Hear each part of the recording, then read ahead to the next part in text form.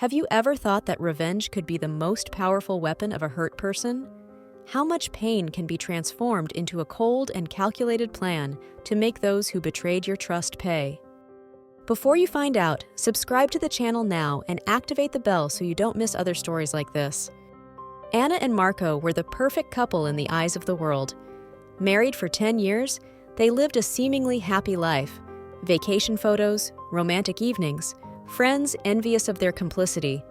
But you know, appearances can often be deceiving. In the privacy of their home, Anna began to sense that something was wrong. Marco, who was once thoughtful and attentive, was becoming increasingly detached, absent, busy with work, or at least that's what he said. According to the latest research, infidelity is often fueled not only by monotony, but also by the search for new emotions. People cheat, not necessarily because they no longer love, but to fill an emotional void. And this was exactly the case with Marco. He no longer felt desired, and when Elisa, a young colleague in his office, began to show interest in him, the situation worsened. Anna, however, wasn't blind. She had noticed the changes. When a partner is unfaithful, they often send subtle signals, being constantly on the phone, becoming defensive, and sometimes, unconsciously, distancing themselves. Anna saw it all, but she kept quiet. In her heart, she hoped it was just a bad patch, something that would pass. But one evening, that suspicion became reality. Marco was in the shower, and his cell phone, resting on the table, lit up. A message from Elisa. The sentence his eyes read was like a dagger in the heart. "I can't wait to see you again tomorrow, my love." That message hurt her, but at the same time it gave her clarity. There was no more room for doubt. Marco was cheating on her. Many people react instinctively, with anger or despair, but Anna did not. She was different. She decided not to confront Marco immediately, not to yell at him or throw him out of the house. Her pain turned into an icy coldness, and from that coldness, her revenge was born. She would strike Marco when he least expected it, and she would do it in the most devastating way possible. Anna's revenge was not an act of sudden anger, but a carefully planned plan. And this is an interesting aspect of human behavior. Often those who have been betrayed tend to seek not only justice, but a sense of control. Revenge can be seen as a response to the sense of helplessness that comes from having been deceived. Anna knew she had all the keys, but she didn't want Marco to suspect anything. She started acting like the perfect wife. She was more attentive, sweeter, more affectionate. Marco even seemed to appreciate this change, perhaps believing that their marriage was finally on the mend. But while Marco was relaxing, Anna was just preparing the groundwork.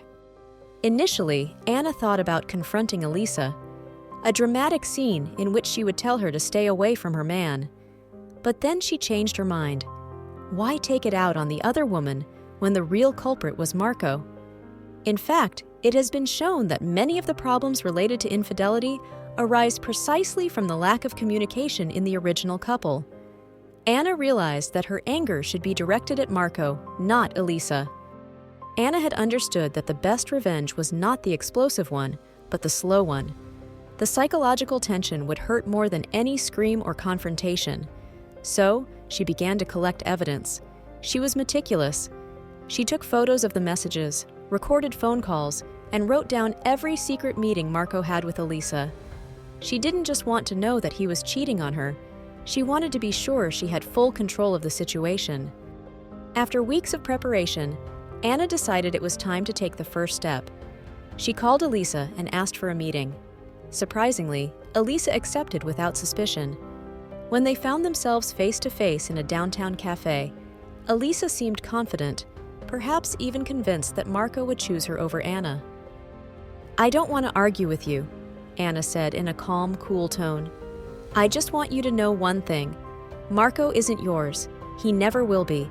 It doesn't matter how much time you spend with him, because in the end, he will always come back to me. And me?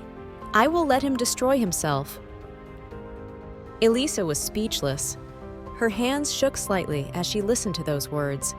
She realized that she was not the one holding the power in that relationship. she was just a pawn. And in that moment, Anna knew she had already won a first battle. The seed of doubt had been planted in Elisa's mind. What about you? Have you ever been in a similar situation? Have you ever faced a person who ruined your relationship?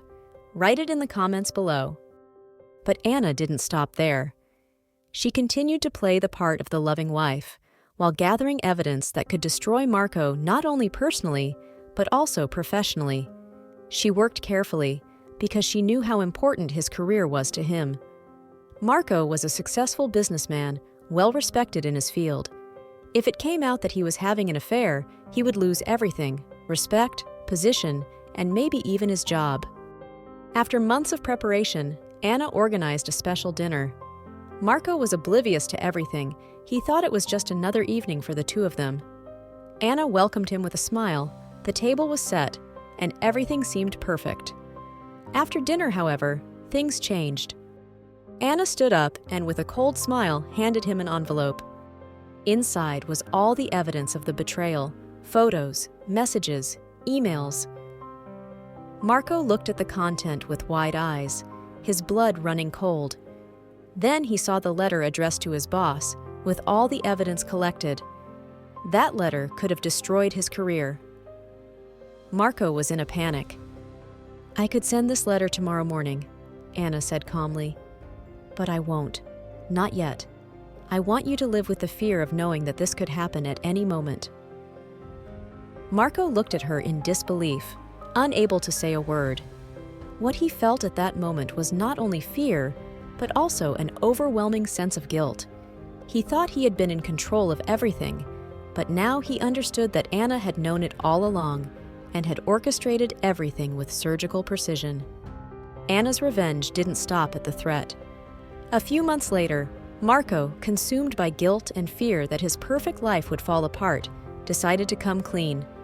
He knelt before Anna, asking for forgiveness, begging her to give him another chance.